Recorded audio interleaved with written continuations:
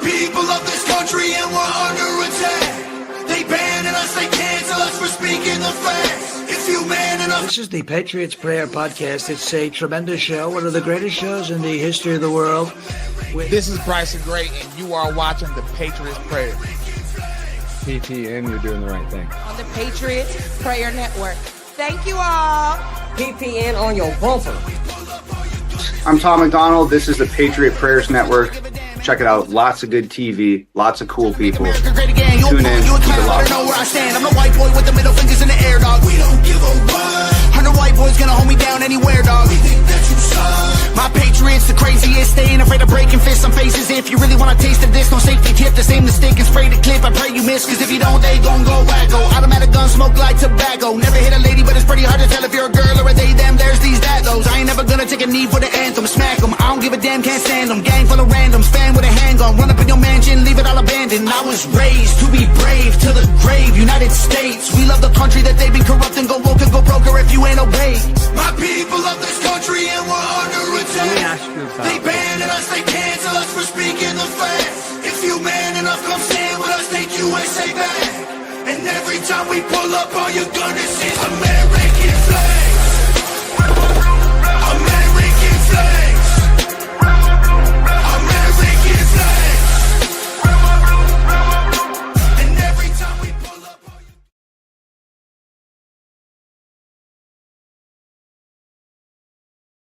What's going on, people? Welcome to another edition of the Patriot Prayer Podcast.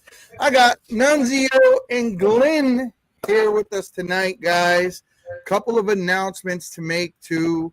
We want to wish our good friends, Jim and Dale, the best of luck in their new path. They are going over to FuryCast, and Glenn and Nunzio will be joining the network. We're actually talking to Enrique Tarrio as well about cross-pollinating and doing some things with the network. And now that we're going to CUE broadcasting, there's going to be a lot of spots to fill. So we're making a lot of moves, man. And it's pretty exciting. It's exciting and stressful at the same time, I'll tell you. But we're here to talk tonight about a very serious issue. And is war coming? Is war on the horizon? We've heard declarations from Pete Hegseth. We've heard very strong language from Donald Trump earlier today. A citizen at a town hall asked Donald Trump quite plainly, is World War III about to happen? And Donald Trump said, we are closer now than we have ever been to World War III. My thoughts on this, and I'll let you guys weigh in as well. My thoughts on this is that I don't think the wars are going to be fought the traditional way. We just saw what happened with the tariffs, and 16 banks in China failed. People were getting ready to fling themselves off of the tops of buildings. Factory workers were destitute, and they were all, protesting. And if you want to protest in China, you're taking your life in your own hands. So these people really didn't care to that level that they took to the streets. So I don't think China is going to risk that kind of a war with the United States, where sanctions will be put in, there'll be an embargo. We're not going to be fighting you over here and trading with you over there. If we're at war, we're at war. I don't think they want to risk that right now. We're just on the other side of some of those conflicts with the tariffs and that sort of thing. But there have been a lot of encroachments toward Taiwan. And they've made no secret about the fact that we're taking Taiwan. It's ours. We have this one China policy, and we believe Taiwan is ours. And Taiwan says, we are our own sovereign country. China just doesn't accept that. And as a member nation right next to them, I think that if they do go in, Australia gets involved, and then everybody else falls like dominoes. And we're fragile like that all over the place, whether it be Trump telling Netanyahu to back off of Iran. We're trying to work this out. Don't do nothing stupid. It's around the spectrum. It seems like in every region of the world, there is a different war at place. I mean, we just settled down the one between India and Pakistan, and they got nukes pointed at each other from less than 100 miles, 200 miles away. Yeah. So this is probably the most volatile time in the history of the world. That's for sure. No matter what happens, it is still can be labeled that way. Glenn, what do you say? Brother, I'll tell you what, I got to say that for us to talk about this and intellectually on my side, I think we need to define what war is. Because my personal opinion is we've been in war for a good while. Agreed. It started out as a cultural war, I think, back in the 60s. Things started changing. They started taking over in different areas. And, then we had the 80s where everything was pretty simple. Then we come into the 90s and 2000s and we start having this stuff taking place that we don't know anything about. Part of that was in 1990, November 15, when I got called up to Desert Storm and went over and fought a war that really wasn't probably what I thought it was at the time. Were there people in danger? Yeah. Kuwaitis were taking over. There was a lot of crap that happened in Kuwait. It was ugly. I mean, raping, pillaging, burning, the whole thing. But that's not why we were there. So that's turned into some other things. And then we go into recent years, and now we're in a propaganda war. We're in an informational war. Who you think is the perpetrator in that war? Oh, I think there's a place that it starts, and then it trickles down to us. I'm not highly educated and intelligent to talk about this, but I've read. But do you think that it's the United States? No. In no way, shape, or form, you don't think that our own intelligence agencies are using propaganda against our own people? Yeah. I think they're part of it, but they're not the head of the snake. They're maybe fingers of the snake to get it done, and they've got a lot of influence. In the U.S., we've got a lot of influence culturally. One of the biggest things that we export in the world is our culture. We drive what's happening around the world from our culture. So I think we have a big part to do with it. But in the physical sense, are we close to war? That's a hard question to answer, man.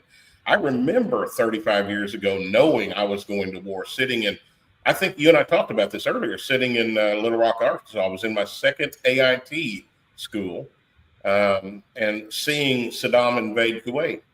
And instantly, man, I knew in my gut, we're going to war. I don't have that same sense right now. Are we on the verge? I don't think Trump was lying. I think we're closer than we've been ever to World War III. But how close is that? I want to believe and hope there's still some control taking place that's keeping us from those steps, keeping those steps from being taken that we can't see physically. Well, I thank God we don't have a NATO puppet in the White House. Exactly. That's what I thank God for. I thank God that we don't have a globalist tool bag sitting there occupying the White House. If I fully believe, one, that if Kamala would have been in that seat of power, for one, the India and Pakistan thing would have kicked off. Mm-hmm. It would have happened. It would have happened because they would have not have listened to her. She's Indian descent, and they would have just shut everything she had to say out. Yeah. Not to mention that, she's globalist as well.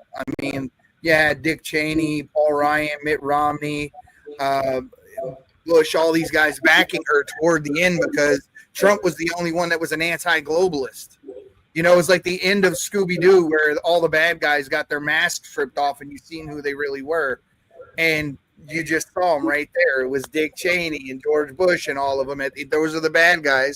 And we finally to see them all in one place with their masks off at the same time. And guess what? The illusion of a right and left disappeared real quick. True. And I think we're seeing something in the last day or two that's ripping a bandage off of some people with Lindsey Graham and his being in Ukraine over the weekend, and all of a sudden this crap taking place. What are the odds of that happening, man?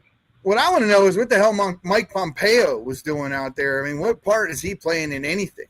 Why isn't that guy in prison? He conspired to have Julian Assange murdered in the Ecuadorian embassy.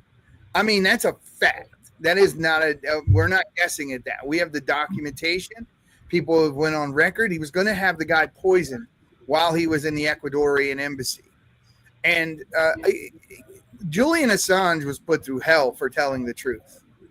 And everybody that's told the truth's been put through hell, Eddie. And some levels are different, are more intense than others. You're right, though.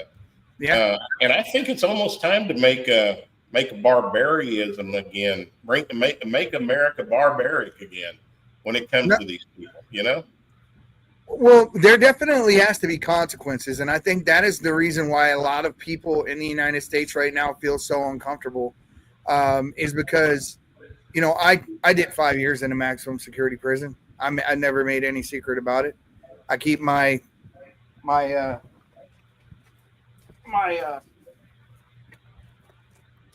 right here. This is what I got released with. It's all I owned in the world when I walked out of those doors, until God blessed me at every turn. But the thing is that what I did, it pales in comparison to some of the crimes that we see these people commit, and no one gets any repercussions. No one's held to account. Pam Bondi's right now sitting on her damn hands. Cash Patel is telling us, Dan Bongino's trying to tell us that Epstein broke his neck in 3 different places, which never in the history of a jail hanging ever, not even one instance in history, has anyone ever been able to hang themselves and have their neck break in 3 places.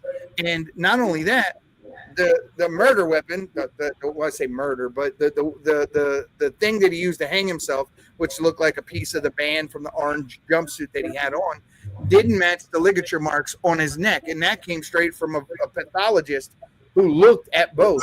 I don't know who they're protecting. I don't know what the real story is. I can surmise that by exposing the honeypot operations that Epstein was running, that were obviously most likely CIA backed, that he would be, by arresting those people that were involved, they would probably blow a lot of the cases and things that they were doing out of the water, because then discovery becomes, you know, public, and they're probably scared of a lot of the information that will come out the moment they start making arrests. That's my only thing that I can surmise. It's the only thing that makes sense to me. But don't piss on my cornflakes and tell me, I mean, he did not kill himself. Eddie, I'm an optimist, man. I really am. It's kind of tough to be an optimist right now, but I'm an optimist. And I want to believe that we've got some pretty good people in place that are in a swamp that we can't even daggum imagine. I mean, because it's not just the big characters. It's not just the big players. A huge percentage of Washington, D.C. is dirty. And I think that percentage up until now might be 80, might be 90, but it's a huge percentage that's dirty there. And I can't even imagine going in and cleaning that up without just wiping it out. Well, that's exactly, you're reiterating Bongino's own sentiments. His own words was that, hey, you put me in charge and there I'm firing everybody, and we're bringing everyone in new. You either come forward, you tell everything, or you're fired. I mean, he said it every day on his show. I know, yeah. And that's and now we're me, Kyle Seraphin, who's his buddy on Bongino's show many times, is saying the same thing I am. But like you, I want to be wrong.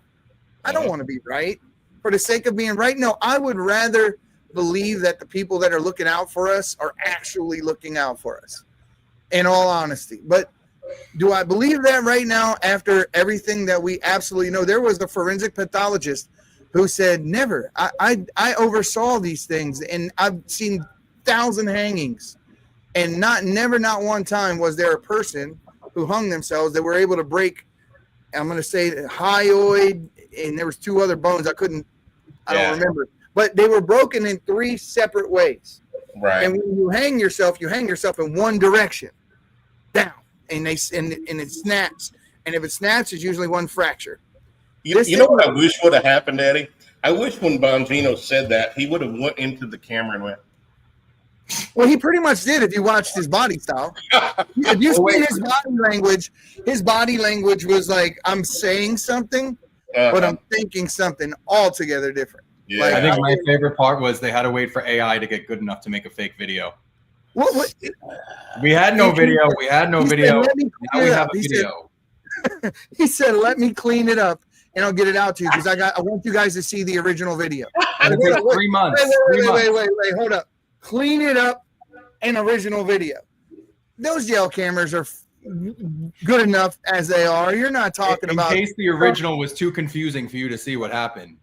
Yeah, the But he original when the cameras were off, weren't they? He admitted that they only have the footage of him walking to his cell. They don't have any footage of the time when it actually happened. But he tried to use that footage that happened before as the proof of what happened after. And all that leads to is people coming up with kooky conspiracy theories. Like I heard one, and I'll say it for the sake of entertainment. I do not believe this. Please don't think I believe this. But they were saying that there was some type of an entrance into his cell, some secret entrance, like he's Chapo or something, right? And they switched out cadavers, and he's still alive. If you believe that, you're a moron. But Nunzio, weigh in, brother. Weigh in. You're quiet over there. I think to bring it back to the original topic, or we're going to war and things. I think what we're seeing now is this is the end result of nepotism, and nepotism is really the enemy. And nepotism is when a small group of people gain power and keep handing it to their own. You want to talk about give me an example of that. I'm not gonna. I need the third grade version. I need you to say, when you say nepotism, what that means to us are people that are related, that are in office. Are you Bush and his father? Okay. Why are we electing the son of a president? Do we have kings? Why are we electing the son of a president? We don't have kings. That happened. John Quincy Adams' son. That's happened throughout time. I'd vote for Barron in enough time. Hell, I'd vote for Eric Trump in the next one if he ran with Vance as his VP. But the problem is that sets the precedent that we're not a meritocracy, that you're handed stuff because who you're related to, and that's why we have the problem that we have in DC, because we squeeze out the patriots and we squeeze out the good people for the people who are willing to play along. And now we have I think that what you're describing is more of like not a literal one, but a figurative oligarchy, because these guys are the ones that are choosing who runs, right? I say the same story all the time. You get people in our local city council, school board, whatever, county supervisor positions. People don't realize how much power they hold, and they typically aren't in the press all over the place. So you don't even know who's on those seats.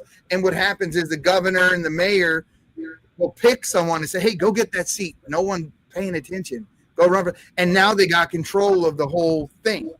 Right. And that's I think we used to have a lot more clubs. Like I said, I was talking earlier, where I grew up, we had civic associations. Every neighborhood had a civic association. They had their own lawyer and they had meetings. They paid attention to elections. If something was happening, they would take action. I don't see that happening in America. I don't see us organized on a local level. I don't see us working with lawyers. So if we're not going to be the last system of checks and balances, who is?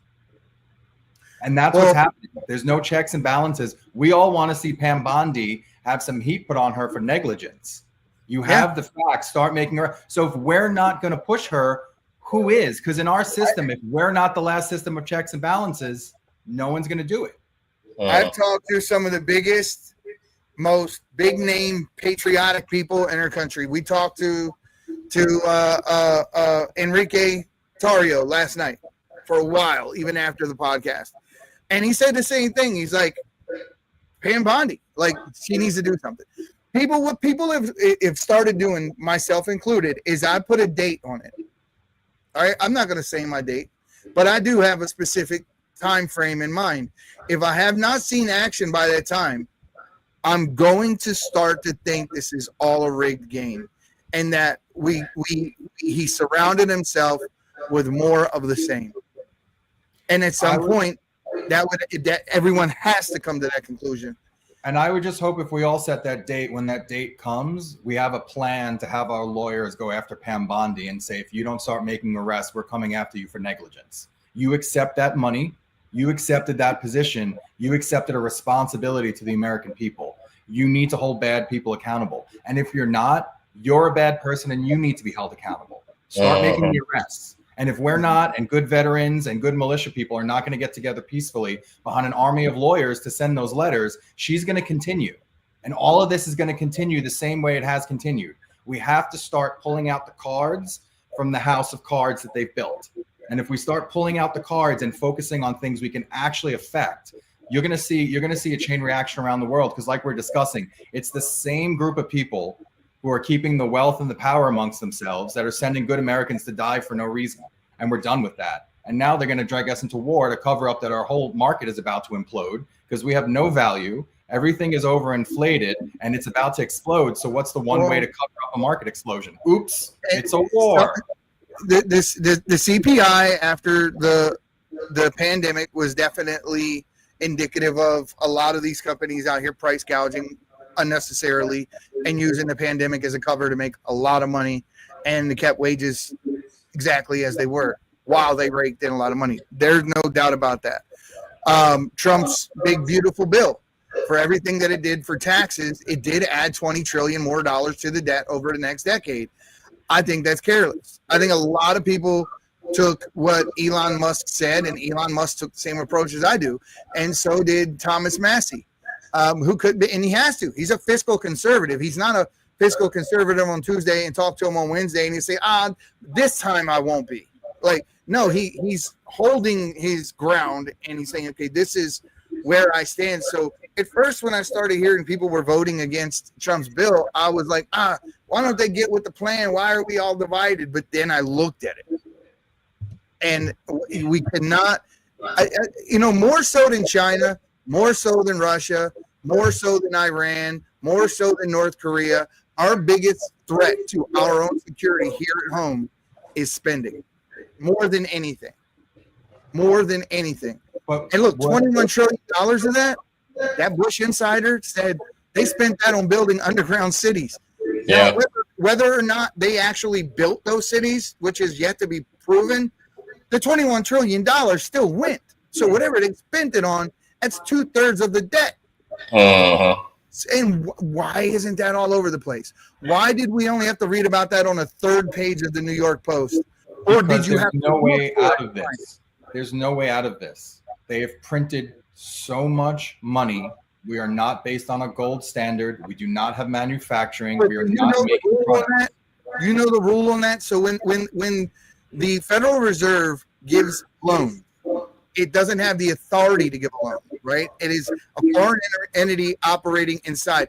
The agreement we have with them is securities in exchange for cash, bonds, right? So when they take money from the Fed and they give it as a loan to somebody, the Federal Reserve itself has to eat that debt. But what they've been doing is passing it on to the people. Well, and that is the problem. I mean, yeah, but the problem is every time you're creating more dollars, you're devaluing my dollar. So if I give you a loan for 100 and you owe me 10%, then you owe me $110. Where did that extra $10 come from? I explain this the same way to other people. Thank God for Ron Paul for teaching us all these types of basic stuff when it comes to monetary. And it doesn't matter who eats the debt. That just means it's on someone's name, and then they file a shell corporation. The bottom line is there's only one pie, and they keep cutting more and more and more slices. How many more slices are we going to cut? But what is it really? I mean, I want you guys to think about this for real. If they froze the price of gold at $42, right, after the Depression, when we instituted the Social Security tax, because it's not a savings fund, it's a damn tax, and you only draw back about 3% of it before the rest of it disappears and you pass away anyway. I'd rather for it to go away altogether. I put my money in a bank account or in a mattress and get more of a yield. Absolutely. But if they transfer the wealth, more or less what I'm saying is they froze gold at $42 per ounce. The 5 banks did when they created that Federal Reserve. So to this day, even when gold is $3,000 an ounce, they're buying our gold for $42 an ounce. That's the agreement. Uh-huh. So now what's happening as gold goes up in value, the dollar goes down in value. So they keep printing more dollars. Sooner or later, when that dollar collapses, and it will, what happens is the people that have been handing us all of this money all of this time own us. We've transferred every bit of wealth from the United States to foreign banks and foreign bankers who own us. And the only way out at that time is to fight our way out. No, you just cancel the debt. They're just numbers on paper. You tell the politicians you're responsible. You ran up this bill. You could pay for it. The American people didn't. Let me throw a little bit of conspiracy in here. This is what I think. I'm telling you Eddie's opinion again. The currency may change, the dollar will fail. So if I tell you you're a congressman, senator, president, vice president, whatever you are, okay, well, when the currency flips, the dollar's done, we're going to take care of you and your family, and you're going to have this much of the new currency. But in order for us to take power, you need to push our agenda. And then when that new currency comes into play, you'll be taken care of. Now, I don't know if that's what's going on, but it certainly seems like it. Well, are we theoretically already owned by the crown anyway from decades and decades and decades ago? Let's pass it on to England. Let them handle it. Yeah. So don't worry. We got all that gold in Fort Knox. We could pay it right. off. There's nothing. They never showed it, right? Remember that day they were supposed to Wait, go they're down waiting there? for the video. They're cleaning up the video. That's right. Cleaning up the video. The AI didn't have the color quite right.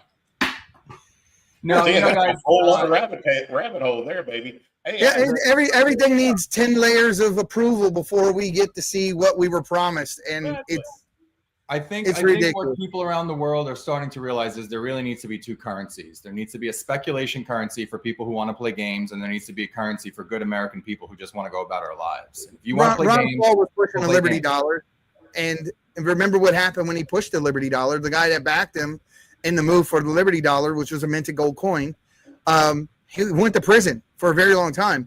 And did you know that after the dollar was instituted, and remember, our government went around and collected gold from all of our citizens, and they gave them IOUs in place of that gold. And those people are still waiting to be paid back for those IOUs. They never got paid back. Eddie, Right after the Epstein files, we'll get to that. Exactly. Eddie, you know good and well that our country does not jail people illegally and for no reason. And Not if you're doing something to help your fellow citizens. Definitely not. No, not if you're just doing something, or if you have speech they don't. What is it? What did Tom call it? It's not hate speech. It's speech they hate. Speech you hate? Yeah, speech you hate.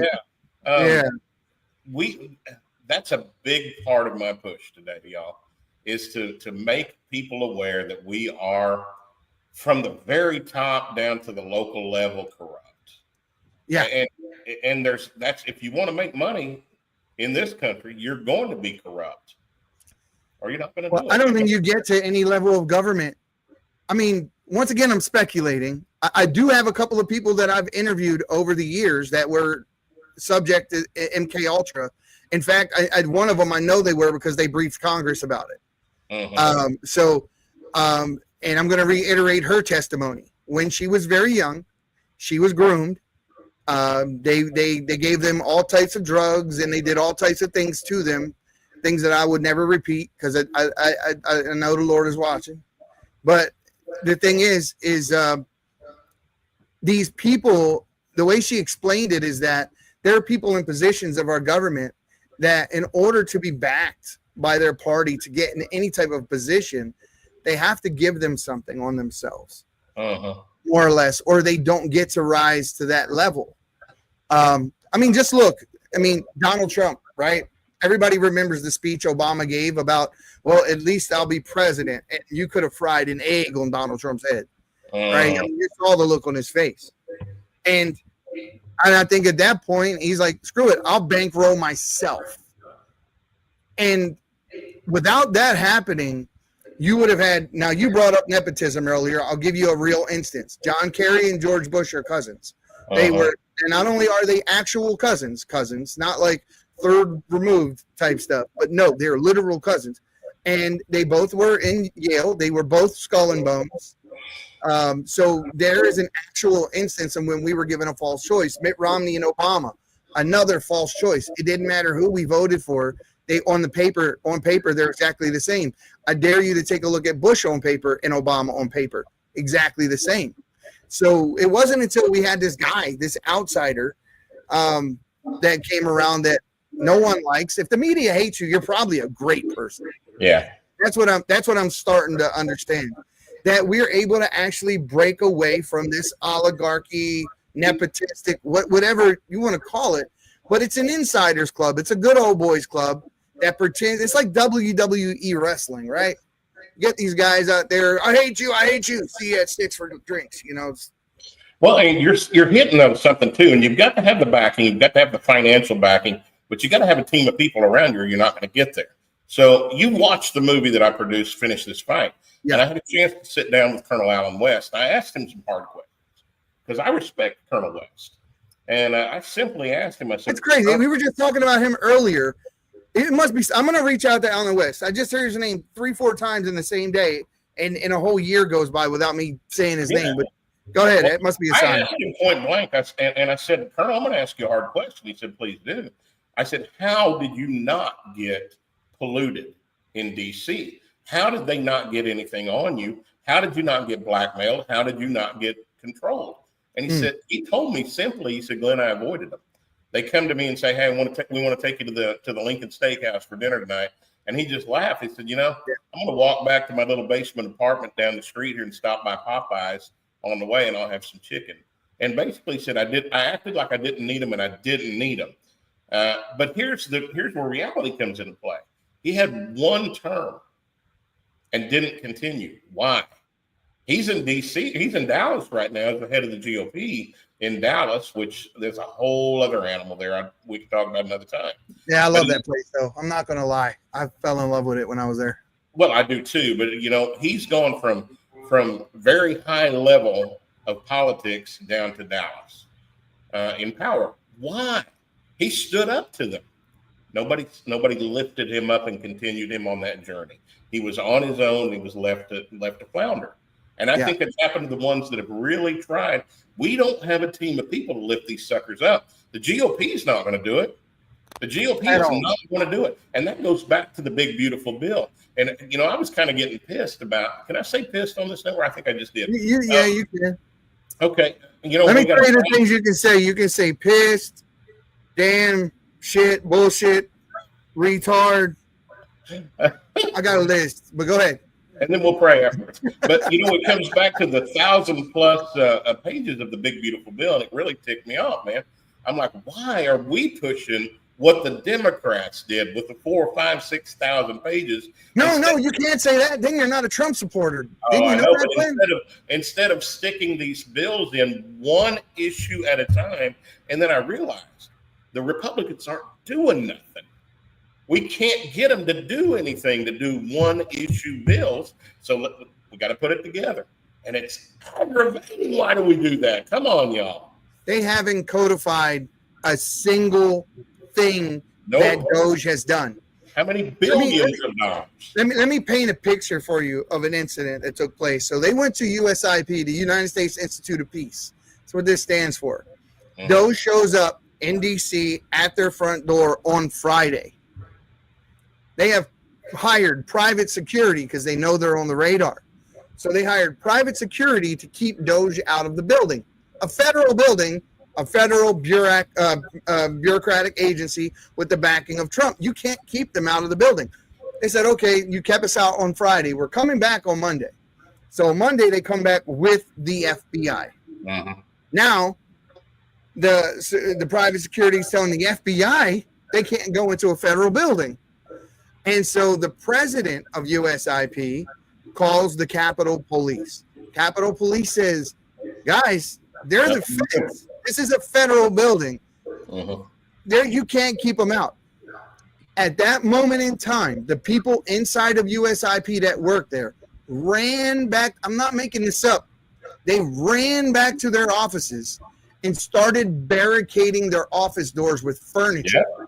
The accountant ran back to his office and barricaded himself in his office while he deleted a terabyte of data proving that the $55 million every year that they were given by the Congress, they were using to fund members of the Taliban. I'm not talking about the Taliban as a whole, specific individuals that were just, and then the rest of it was getting swept into a slush fund they were using for private jets and parties and everything else. The guy, the accountant that did that and the people that work there, walked out of that place. And when they walked out, they didn't walk out in handcuffs. We all we know about the accountant is that he was the accountant. We still don't know his name. Yeah. Why? All protecting each other, man. It's such a big system. So the thing is, it's absolutely a law to destroy evidence for a federal investigation. Correct. He did. So the feds announced. So here's where my point is. This is now on us. Ask Hillary. Where are we to find that accountant? Because that accountant's not going to be well protected. But I want that accountant to be famous, and I want him to go to jail for the rest of his life. I looked everywhere I could. I'm a digger. I do a lot of research, and nowhere on any database can I find the actual name of that accountant. If you look at USIP, all you find are managing members. You do not find anyone else's name on the organization. Situation. We just need to take one of these, and we need to say we're not letting it go. Everyone involved, find the names and hold them accountable, because people have to be accountable. I charge you with putting the FOIA, getting the accountant's name, and we'll do a special on the account. All right, I'll follow up with you. All right. There it is. That's above my pay grade. I'm glad you guys are doing that. By the way, I took my glasses off because I've been good looking long enough. Now I'm going to get down to where I can read the comments. So right now I'm going to play some clips. I'm going to allow you guys to react to these. Glenn, you jumped off for a second, so I may have to put you back in frame. Let's see if it works. This isn't a one-night thing. This will continue until you say we're done shooting at ships, we're done shooting at assets. We don't want a long, limited war in the Middle East. We don't care what happens in the Yemeni civil war. This is about stopping the shooting at assets in that critical waterway to reopen freedom of navigation, which is a core national interest of the United States. And Iran has been enabling the Houthis for far too long. They better back off. So strong words from Hegseth. Very, very strong words, better. But so people understand, he's talking about the Straits of Hormuz. And that is Iranian territory. So if Iran really wanted to hurt the economy of the United States, they could very easily do that. If they shut down the Straits of Hormuz, our gas prices would shoot up to $12, $13 plus per gallon. And that's a real problem. That is probably one of the reasons why Trump is trying to prevent a war. It's definitely in the mix, at least. Guys, before I let you weigh in on that, let's go to break because we're about halfway in, and I haven't given our sponsors any time on here, so we just want to do that real quick. We'll be Pay the bills, baby. Pay the bills. We'll be right back after this, guys. Since 2017, 150,000 farms have shut down. Working farmland has been reduced by 21 million acres. The system has been crippling the remaining farmers, forcing some to adopt nefarious farming techniques, like pumping hormones and other performance-enhancing drugs into their cows so they can survive in crammed feedlots. Or the farmers are forced to jump ship and sell to land-hoarding, profit-chasing agricultural oligarchies who use their billions of dollars to crush the competition and increase your family's dependence on their manufactured food. What could possibly go wrong? The family farm will soon be a thing of the past, unless you do something. You can. That's why there's From the Farm, an industry-disrupting platform that connects consumers directly with local farmers, which means you can buy fresh, non-factory farm food, and you'll know exactly where your food came from and how it was raised. For the first time in nearly 100 years, independent farms will have a way to not only survive, but thrive. From the Farm was founded by A.J. Richards, an active homesteader, and Brooke Entz, a CrossFit Games athlete and an Amazonian warrior in the movies Wonder Woman and Justice League. She clearly has a passion for healthy food and a healthy lifestyle. And since both AJ and Brooke come from generations of ranchers and farmers, they know what they're talking about. We can't do this alone. We need the strength of the American people behind us. Help us build a new food system that combines the wisdom of the past with the technology of the future. Investing in From the Farm isn't just a financial decision. It's an investment into our future, our small family farms, and our food sovereignty. Invest today.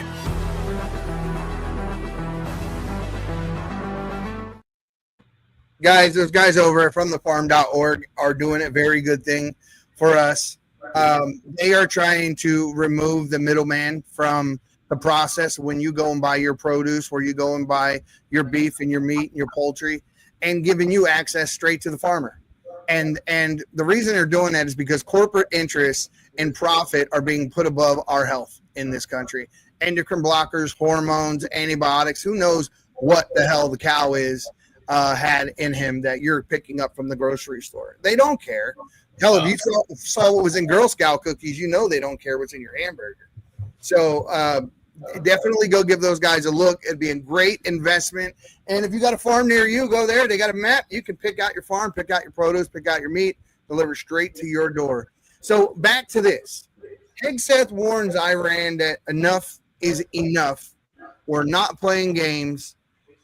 If the Houthis fire one more rocket, that's it. Strong words. What say you, Nunzio? Like kids on the playground. They're throwing insults back at each other. I think that the Pakistan-India thing was set up because if there is any tension in Iran, that could set that back off. China is buying a lot of oil from Iran. I think they're the biggest purchaser of Iranian oil. So it's again, I think they're setting up, the people in charge are setting up numerous ways and numerous options to go. If anything happens in Iran, that sets off Pakistan and India. If anything continues to go off, Russia and Ukraine are about to explode. Israel's been, a ball of napalm for 75 years. I don't see Iran being as aggressive as we are constantly told.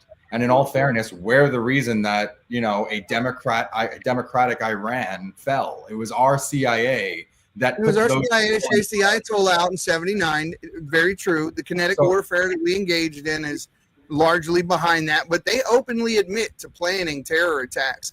And they are the biggest funder of proxy wars in the Middle East. So that more than us? More than us?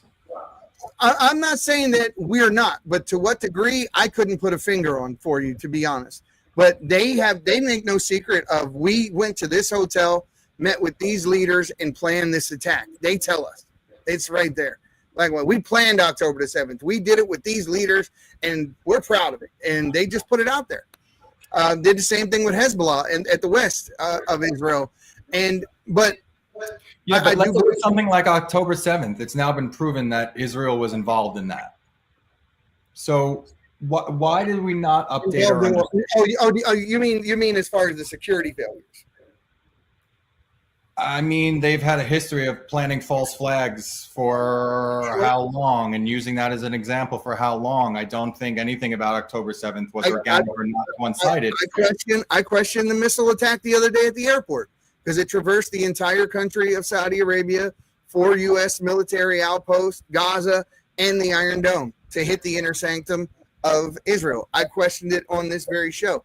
I mean, why do you have a music festival right? You know what I mean? Like, it's so many convenient things, and I'm just tired of being treated like we're that stupid. We're not that stupid. Let's see what's going on. But we kind of are. We kind of are. That stupid. Like, we're a little stupid, but not that stupid. And you know, we just said something here. On that note, I want to say one thing. We're kind. When you come from a culture that you're supposed to be a good person, you try to see other people being good people. But the truth is the people on top are really evil. Yes. They really kind of are. And we're here because we're good people. I mean, you're a good person. Glenn's a good person. That's why we're here. And so we look at these eyes like, how could these people be doing this? Because they're not the same as us. They play on different rules. And when someone has been lying to you nonstop, at what point do we say nothing else you say matters? Israel has been so dishonest. How could we possibly believe anything? Nunzio, that goes to something else here. And see, I don't know if you saw me cringe when Eddie was talking about they are the ones that were responsible for Iran, and they are the ones. And I cringed. And here's why. Because Iranians, not the ones responsible for it. Israelis, not the Islamic Republic is. Yes, you're right. There is a group of people at the top that are so freaking corrupt that are responsible for it. And I'm not sure it's not like the WWE you were talking about a while ago, when Israel and Hamas are somewhere backstage saying that was pretty good, right? That was a good one. You got a few of us then. Wait, you just watch what we're getting ready to do. And it's all a good old boys club that we can't see. And it pisses me off. You got to find a way to come strong. I'm trying to put you on the screen there. No one on my side. I don't know what happened. Everyone, it's Glenn Baker. Oh, you looking good, baby. No, but Glenn, you're absolutely right. So the question, something and hold these people accountable. Where do we go if we're acknowledging it's a WWE? What's something that we haven't done before? Because I don't want to keep doing it. How do we get some accountability to some of these people? And does it start at the low level to start climbing up? I mean, where does it go? Where do we start? I'll answer that. It's very simple. It has to be the people. We finally, as a whole, have to say enough is enough. It's not going to be elected officials who've been compromised, the ones that investigate themselves and found out they did nothing wrong. It's not be them. It's going to be you. It's going to be me. It's going to be, but you know what they do when they start to see movements catch fire? The news says different headlines. Like our friend last night, Enrique Tarrio, 22 years for what? Because he wouldn't criticize the president. That's why. He wouldn't criticize Donald Trump. And they gave this man 22 years when he never set foot in that place because they say he was the leader of a group of patriots that never been charged with a crime, didn't do anything, have never did all that stuff that you heard. Oh, white supremacist group. You ever seen? How much do you know about the Proud Boys? They got gay members, white members, black members. Yep. Every kind of member you can think of. So that's all. And on his network, he even has people that are on his network, and he gives equal airtime to the opposing party. He does things I wouldn't do. I wouldn't even do that. But he does it in the name of fairness. But here the news tell it. This guy is a tyrant. He's an outlaw. They're not. Because they can. Because they can. That's the only reason. And until we step up, when we're doing it. But until people start believing that it's just crap, they still have the power to do that. And they do it again, and they do it again, and they do it again. I think there's more of us breaking away from that. Now, what do we do with the breakaway? Because we got to power up, man. We've got to power up where these people, these micro percentage of people at the top that got all the power can no longer control us. And it's, brothers, when you say it's time for revolution, I'm ready to go. I don't ever want to see it. I think the revolution has already started. I think that we've been fighting it for some time. So let's go back to the war thing, Eddie. Let's go back to the war thing. We've been in war for a long time. I wrote a song in 2021 that said there's a war going on that we cannot see, and it's happening all around us, paying people to fight and riot and burn and bringing them in on a big bus. And that's happening. The challenge is real war is not here. The physical type of war is not here. And the one that scares me is not the one between the U.S. and somebody else. The one that scares me is between us and them. That's the one that's going to be bloody. That's the one that's going to be difficult. That's the one that's going to take more courage. I can go put a uniform on right now as an old veteran and go serve and fight for my country. I don't know that I can put a gun in my hand and shoot somebody that's my neighbor. And that is the hard thing, right? None of us want to see countrymen against countrymen. No. But the problem is, and what we have to face is that you look at, I'm a history buff, right? So you look at like Mesopotamia, Samaria, you look at these wars over time. The number one thing that typically happens to every country who's ever tried to exist the way Rome too, it tried to exist the way that we are with open border policies and imperial ambitions, they all fail for the same reason. And what we're doing is creating the counterculture by limiting the opportunity for those who are here. And then the lie is, can't get rid of all these people because if we do, who will build the houses? Who will fix this? Who will fix? That is the same bullshit excuse that the Confederates tried to use to keep slavery around. Who's going to pick the cotton? Who's going to do this, that, and the other? And now the same Confederacy 2.0, the Democrats, the left, are using those same excuses on ICE when they're arresting people at a construction site. Mm-hmm.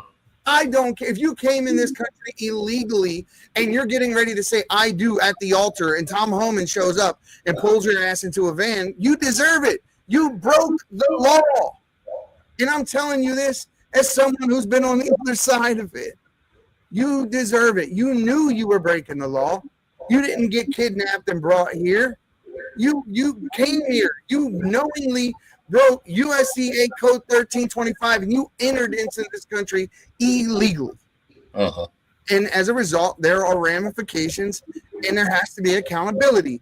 And all these people that we see, mayors, city councilmen, whoever it is that are getting in the way of our federal agents doing their job. I watched Nadler's people in his office the other day get arrested, giggled my ass off. It was awesome. I loved it. Yeah. Now, why don't they get 22 years? Biden did invite them. He's 100% right in the comments.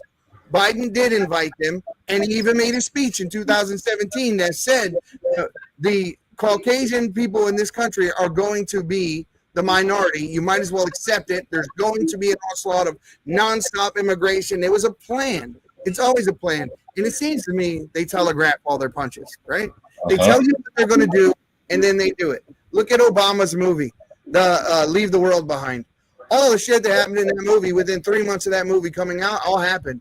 The deer disease, the boats wrecking into the docks and the piers. I'm like, I'm scared if they make another movie, because all they're doing is telling us what they're going to do. The Whiteout movie comes out, and then East Palestine, Ohio, happens the same way the damn movie happens. We're supposed to believe these shit. It's just all coincidence. Eddie, I'm going to give you a tree hugger answer, and then I'm going to rationalize it on the other end. There is a human interest story involved with a lot of these people that have come across this border illegally. They were drawn. They were given the dream. They were given these little dangles up here for, we're going to help you. We're going to take care of you. We're going to do this. And probably came from some really crappy situation. So on a personal human interest, it's sad. They were lied to. Well, we've been lied to for our whole lives too. But it's sad. They were been lied to. They were drawn in here. That happened. But you can't take a human interest story times 30 million and mix the bad guys into the middle of it, have no idea who they are, where they are, and keep our country safe. And on the good side, I told you I would validate that. On the good side of that, if you come across illegally, even if you were drawn over, you were lean, come on. If you were drawn over, you were over here illegally, and you have a chance going to be deported. Now, there's a lot of stuff that needs to be changed when it comes to immigration. I think a lot of these people ought to be educated on the way out and find a way to get the good ones back that really have that strong of a desire that are beneficial to our country. I think it ought to be a lot easier to do. However, you're right. If you come across illegally, you broke the law, and you stand the chance of being taken out. And it should happen. It should happen. And it hurts my heart to say that, because I know there's good people. I know. I live down here. I live down in South Florida, brother. There's a ton of them down here. And it is sad. It's sad to see families separated. It's sad to see a lot of those things. And I think they blame Trump for a lot of those things in the very beginning, and not realizing that Obama was the one that created the cages. Oh, absolutely. Obama was the one who started the family separation. But I don't even disagree with the family separation thing. And I'll tell you why. Because when I got arrested, my daughter wasn't in the cell with me. Nope. No, I was in there by myself. So, because I broke the law, right? So that's the way it works. If you break the law, there are consequences and repercussions. And anyone who gets in the way of those consequences and repercussions being met out on the individual who does them deserves also consequences and repercussions, just like the mayor of Newark. It deserved exactly what he got. The judge that misled the federal agents another direction while the guy snuck out the back door of her court. She should never serve on another bench ever, ever, ever again. And she should do quite a bit of time in prison for what she did. So here's the thing: you're going to see a lot of political favors being pulled. You already have 13 district court judges that are in that area that knew this lady that are all petitioning for her to be pardoned, and that's crazy to me. That means that you're sympathizing with a terrorist, because the guys that they were looking for belonged to a domestic terror group by way of the gang that they belong to, which is why the federal agents were there. Yeah. So if you sympathize with a terrorist, to me, you are a terrorist. You know, Eddie, I love you, brother, and I'm going to get to know Nunzio over here. I've never met you before, but I'm going to give you something very controversial. There is a way. There's a way for us to win all this, and it's not taking this thing on one piece at a time. It's not taking on the oligarchs that are at the top. It's not taking on the Rothschilds that are running everything from somewhere over and wherever they are. It's not taking on the city council that's freaking left. It's not taking on all that stuff. It's actually bringing this country back to God. Because without that takes care of all of it, baby. Whenever you come back to him, it takes care of all of it. And we need a revival in this country. And I'm not talking about a little religious thing. It's not religion. It is not religion. We've lost most of our morality, most of our sense of proper thinking, because evil has overtaken this country and this world. It's rooted in us getting away from God. That's for sure. Every one of these cultural issues that we're all arguing over is rooted in people not believing in God. In fact, the left's whole argument is essentially with God. If you listen close enough to their words, hell, what happened when the guy yelled out "Christ is Lord" at Kamala's rally? You're the wrong rally. Threw him out, and so essentially she denounced God in front of the entire world, and then got on TV about a week later and misquoted a few Bible verses. It was terrible. It's terrible. I got another clip I want to play. This is Trump, and he's saying he's refusing to play the game that Ukraine is trying to play. Listen. Bend the knee to their next endless war in Ukraine. I want peace. They want money and they want conflict, even if it means walking us into the brink of World War III, which frankly it is doing, and it's doing it rapidly. So he's been warned by NATO. He threw Zelensky out of the White House and proverbially and literally ate his lunch. I heard that he literally ate the lunch that was destined. It was McDonald's. Can you believe that? Trump had McDonald's brought into the White House. And he brought Zelensky, a world leader. He brought McDonald's into the White House. And then when he threw Zelensky out, Trump ate his McDonald's. Woo! That's some good stuff right there. He literally ate his lunch. I mean, but yeah, I mean, NATO told him either. Well, Putin tried to give peace between Ukraine and himself a while back, and we sent the leader over from the UK, blonde hair guy. I forget his name every time. Boris. Yes, Boris. Yes, thank you. So we sent him over there, and he went over there to stop the peace talks at the behest of Joe Biden. Who knows who Joe Biden was doing that, right? I mean, there's layers to this thing, but they stopped the peace talks, and now in the middle of the peace talks that Trump, set up between Russia and Ukraine, Russia attacked Kiev in the middle of those peace talks and pissed Trump off to a big extent while he was trying to garner some peace here. But we all know how this war started. It started with the Asmov regime of Ukraine taking out and killing its own people and drawing a line down the side of Russia and pretending that Crimea and the Donbass region were actually part of Ukraine. When the citizens of those cities tell you, if you just ask them, they'll tell you we're Russian. In Russian, they'll tell you, not in Ukrainian. They'll tell you in Russian. And they'll tell you how badly they were treated by Ukraine too through that, persecuted and hurt and killed. Yeah. Yeah, that's the point. We have to tell the true story, because if you look at USAID, we were putting millions of dollars in 2013 for democracy and governance and 8 million for other. And then all of a sudden, all these political parties got all this money to start fighting the powers that be. Next, Victoria Nuland's talking about putting a new person in. Then we give them $1 billion loan. So we're setting this up, and it's like having two kids. The second you turn your head, one kid hits the other and go, oh no, they hit me. Putin is like, God bless Putin's a man, and he's strong enough to hold off on World War III. Because Zelensky, it's like this nonstop feminine behavior. It's just lying and this and that, and they just keep poking the bear, poking. How many Ukrainian men have to die? They're getting dragged to fight. No one wants this except him.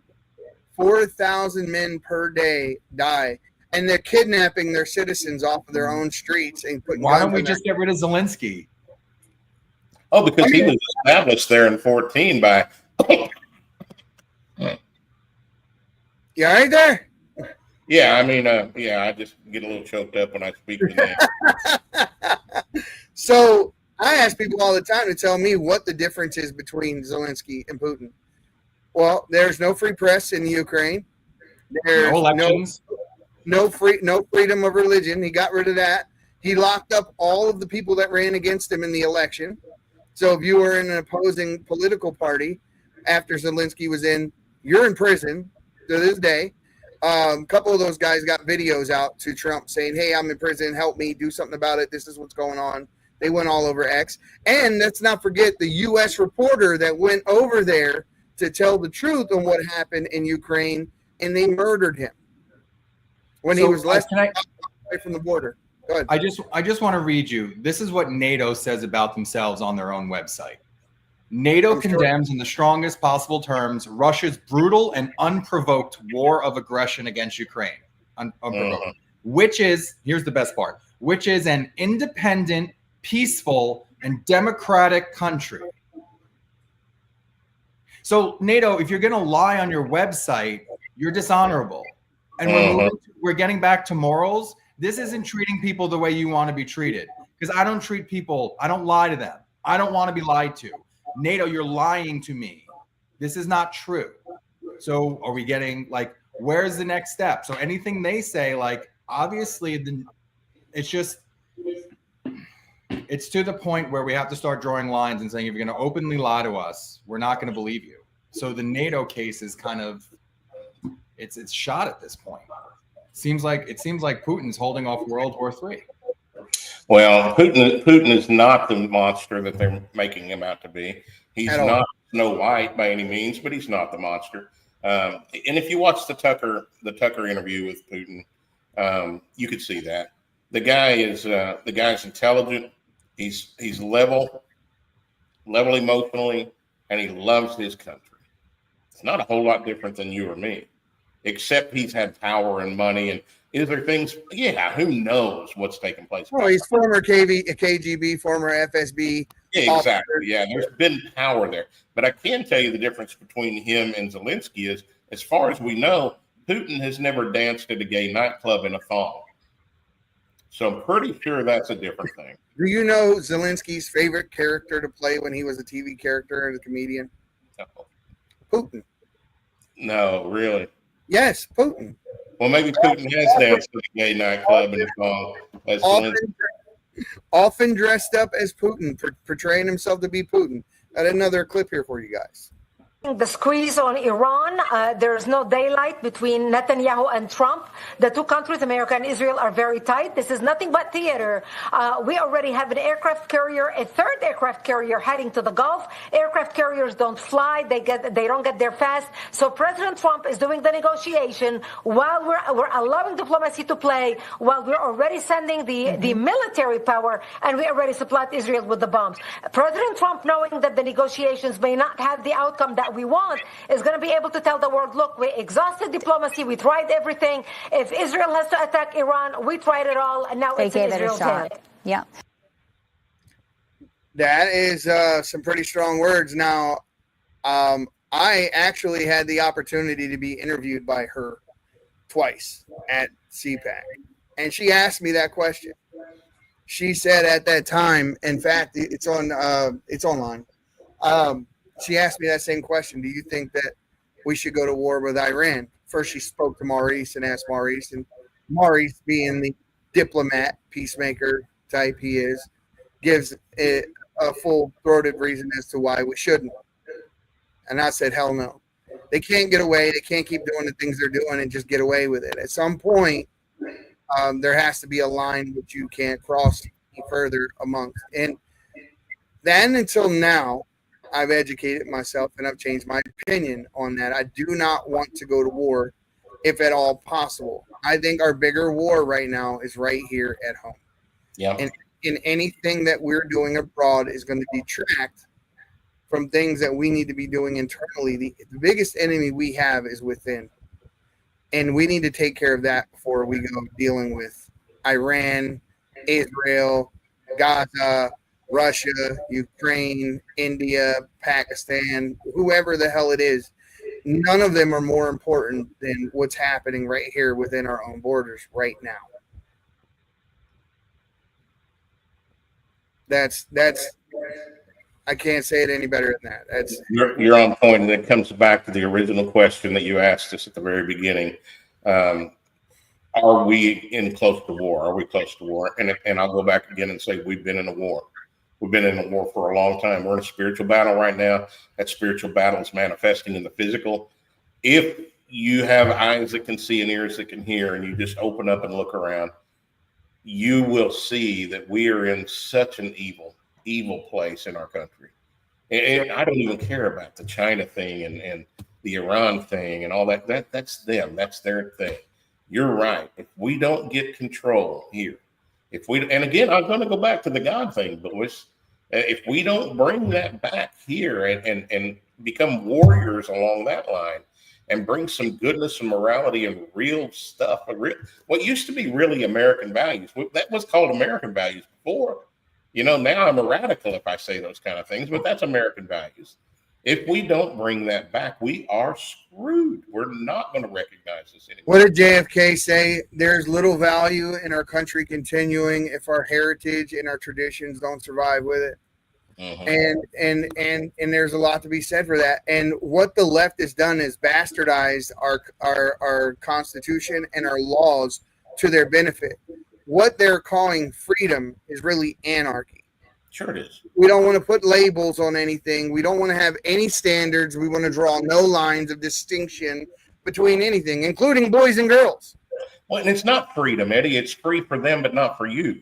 It's free for them to do all their whatever the botchery or whatever it is, and it's not free for us to disagree with it. And the thing is, it's like, okay, you're gay. I get it. Whatever. And they don't care. But would it tell me why you need to march down the street, covered head to toe, butt naked and glitter, mm-hmm. to have pride? Mm-hmm. What part of that has anything to do with you being gay? Yeah. Like it doesn't. I like women. It's a complete I like women. perversion. Do I get a day to march naked down the street? Just because I like women and that's a cool thing. I mean, no, it comes down to a question of morals, and we are in a deeply spiritual war, and it seems like a lot of countries are. The UK, Ireland, we're all fighting the same things. The difference between us and them, which we almost lost, was we have freedom of speech. We have very, very close to losing. If Kamala would have won, she would have forced the social media company. We wouldn't be having this conversation. We wouldn't be able to having it, but nobody'd be seeing it. That's true. So that's exactly true. They said, if you guys have guns in your houses, that doesn't mean we're not going to come in and check and make sure. I mean, are you serious? Mm-hmm. So if there was a foreign country that made it publicly known that they were trying to take over our legislature, and there was a foreign country that had dual citizens that made it clear they were more loyal to that foreign country than to America, and have taken over, is that an act of war against the United States? Yeah, it is, and it has already happened. AIPAC. So if AIPAC is an act of war, why are we not going to war with Israel? Because the news and the media and the politicians have got everybody hypnotized. And I can tell you a truth right now. I can sit here and tell you something that I know to be true for an absolute fact. There's a lot of things that we got our hands into that the news don't report on. But, and I can tell you, and it doesn't hit the same nerve as it would if you go into your living room when we're all done and you click on the TV and Fox News says it. Now all of a sudden it's real. Mm. The veil between that, what we're talking about, and when the regular person hears it versus when they hear it from Sean Hannity or Laura Ingraham or whatever, is getting thinner and thinner and thinner, meaning our legitimacy and who we are as being the new media is becoming a very real thing to them, and they're scared. That's why a lot of them are entering the podcast realm. And they're very afraid, extremely afraid. What I'm getting at is that the people are hypnotized by that box that sits on their wall. And if that box on their wall tells them that things are a certain way, they believe it. Even though I can look outside and see for myself, there are people, hell, during the pandemic, if they would have said, and I said this before, but you can't come outside unless you wear a purple shirt. Purple shirts will protect you from coronavirus. And I'm just making a joke, YouTube, but you understand what I'm saying. They would have all been outside. Like it would have been a bunch of it would have looking like a Barney convention. It's what it would have looked like. They would have did it. They're brainwashed. And what and says is their reality. And I agree with you, and I think we need to grab control of the narrative. So when we have something like the USS Liberty that's happening this week, everyone, is the reunion. The USS Liberty was Israel choosing to kill American soldiers and lying about it, and soldiers being forced, some of them not getting medical service, having to sign waivers. So this is the moment, everyone. This is the time to stand behind the USS Liberties. Why don't we sue Israel?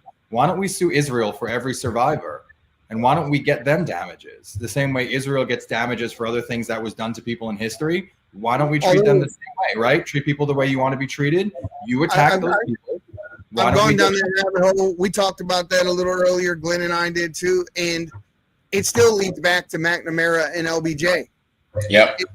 Yes, they did it, but they did it at the behest of the United States.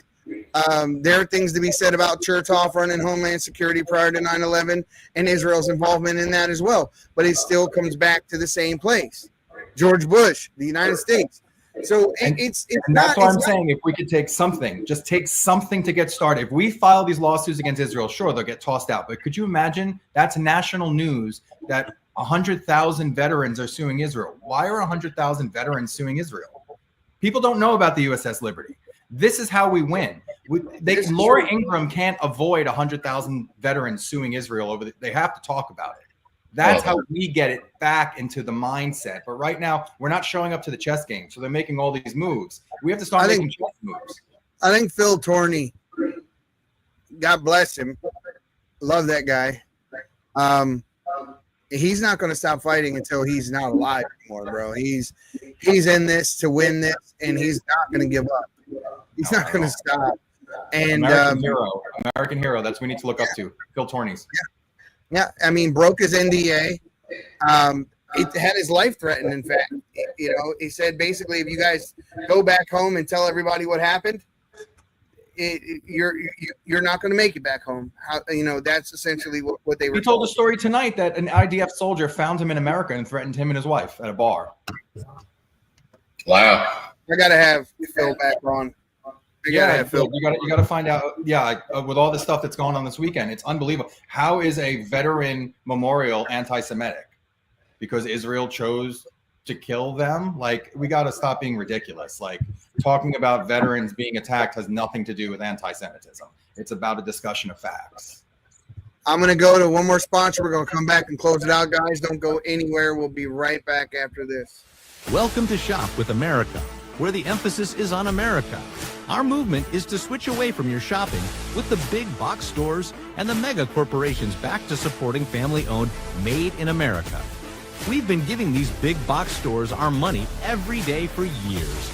But what's happened is they've forced many small businesses to shut down.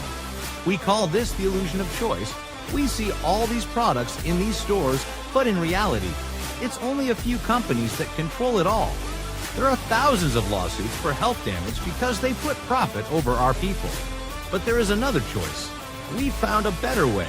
There's a family-owned American factory with product integrity and have always done things the right way for the right reasons. And this company outperforms the big box stores. That's due to their month-to-month shopping club. They make everyday consumer products that we all use and buy again and again, like toothpaste, shampoo, coffee, and organic beef. Go to shopwithamerica.us today. So, guys, out of this conversation, what it comes back down to is exactly what Glenn said. If this country does not repent, get back to its roots, get back to God, nothing else is going to be fixed. Nothing else matters, man.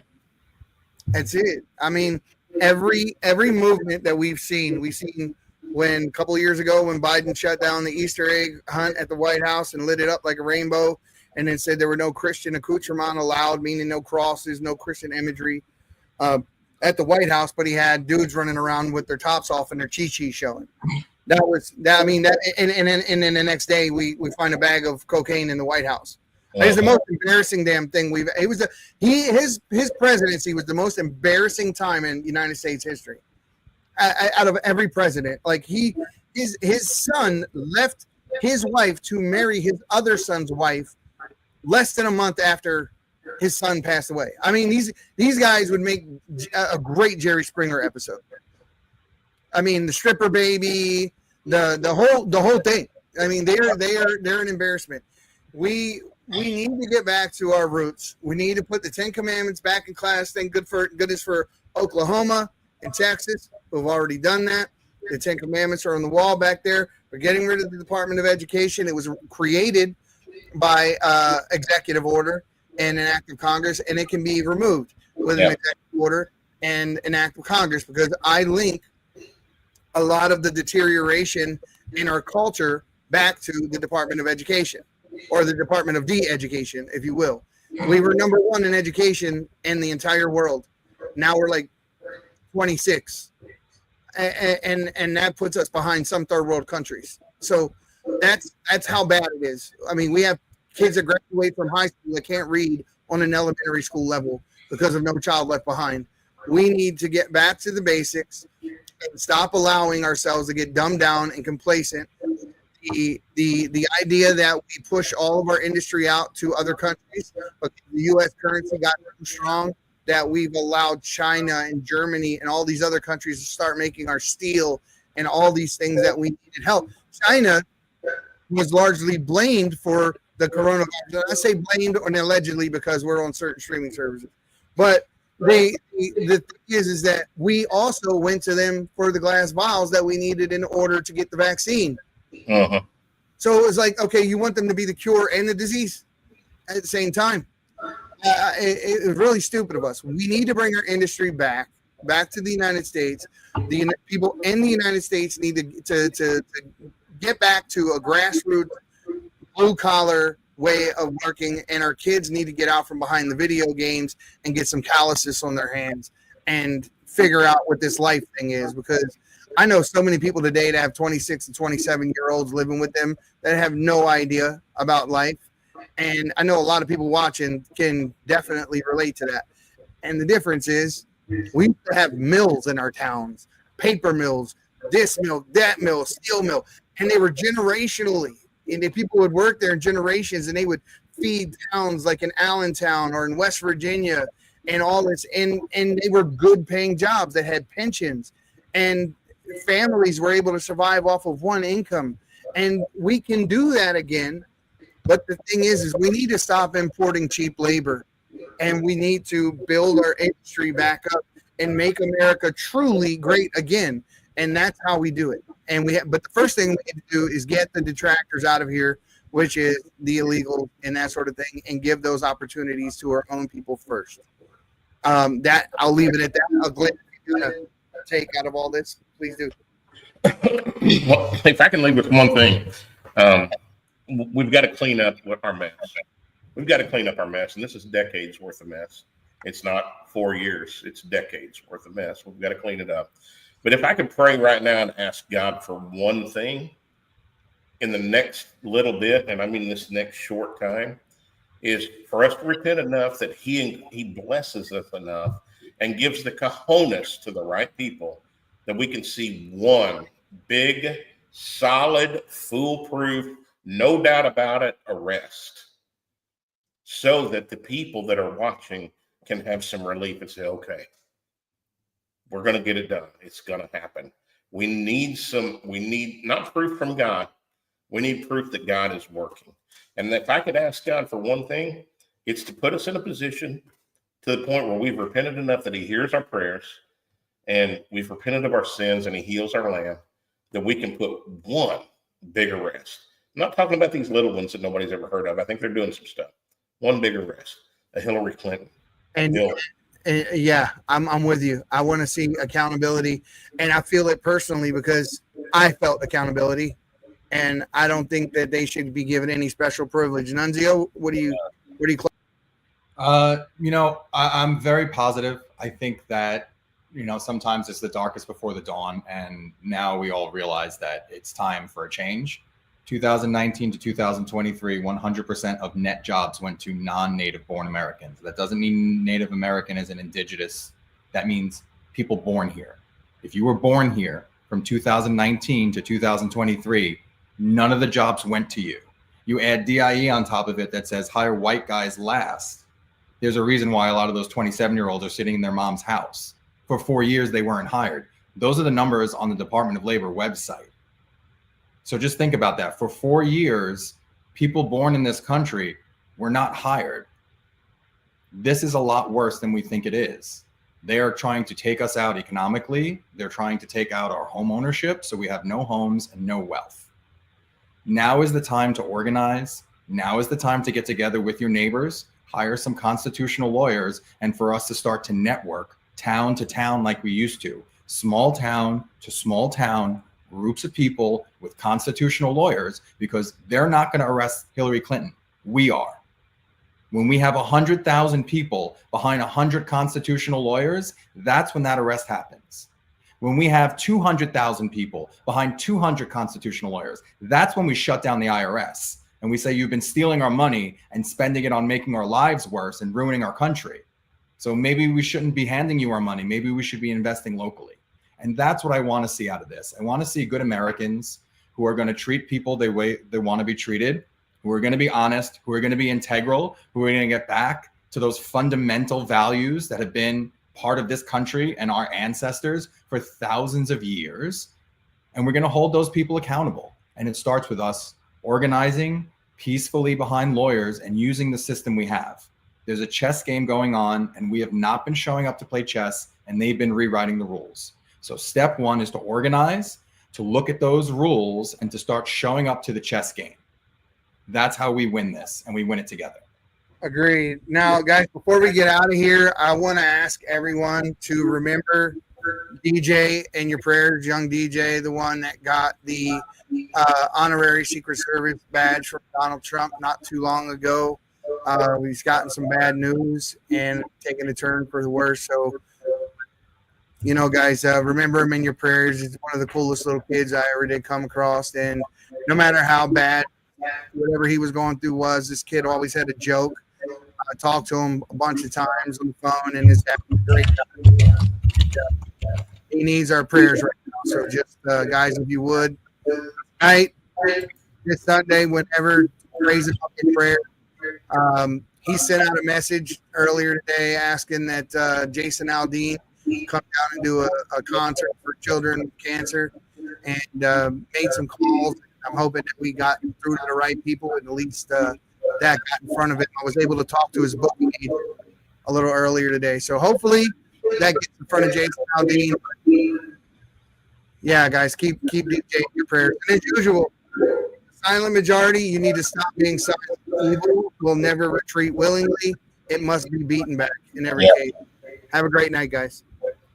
Thank you. My people of this country, and we're under attack. They banning us, they cancel us for speaking the facts. If you man enough. This is the Patriots Prayer Podcast. It's a tremendous show, one of the greatest shows in the history of the world. This is Bryson Gray, and you are watching the Patriots Prayer. PPN, you're doing the right thing. On the Patriots Prayer Network. Thank you all. PPN on your bumper. I'm Tom McDonald. This is the Patriot Prayers Network. Check it out. Lots of good TV, lots of cool people. Tune in, keep it locked. Know where I stand. I'm the white boy with the middle fingers in the air, dog. We don't give a what. 100 white boys gonna hold me down anywhere, dog. We think that you suck. My Patriots the craziest. They ain't afraid of breaking fists on faces. If you really wanna taste of this, no safety tip. The same mistake and spray the clip. I pray you miss, cause if you don't, they gon' go wacko. Automatic gun smoke like tobacco. Never hit a lady, but it's pretty hard to tell if you're a girl or a they, them. There's these, that, those. I ain't never gonna take a knee for the anthem. Smack them. I don't give a damn, can't stand them. Gang full of randoms. Fan with a handgun. Run up in your mansion, leave it all abandoned. I was raised to be brave to the grave. United States, we love the country that they've been corrupting. Go woke and go broker if you ain't awake. My people love this country and we're under attack. They banning us, they cancel us for speaking the facts. If you man enough, come stand with us, take USA back. And every time we pull up, all you're gonna see is American flag.